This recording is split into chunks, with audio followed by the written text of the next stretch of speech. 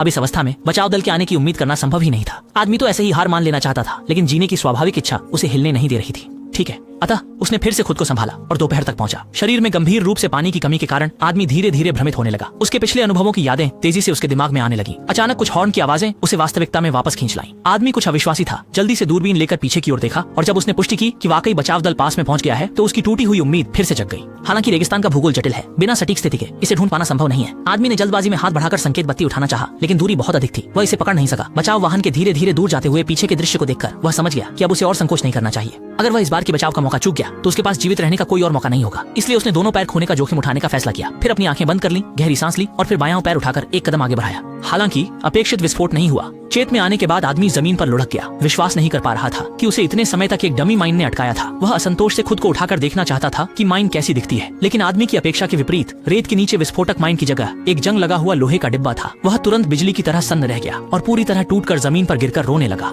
रोते रोते वह अचानक हंसने लगी। यह नहीं पता था कि वह अपनी कमजोरी का मजाक उड़ा रही थी या बचाए जाने की खुशी मना रही थी। सभी भावनाओं को बाहर निकालने के बाद आदमी ने तुरंत जमीन पर पड़ी सिग्नल फ्लेयर उठाई और इसे खोल दिया। लाल धुआं रेगिस्तान में बहुत दिख रहा था और जल्द ही बचाव के लिए आए लोगों को आकर्षित कर लिया। जमीन पर लेटे आदमी ने यह देखा तो आखिरकार चैन से अपनी आंखें बंद कर ली।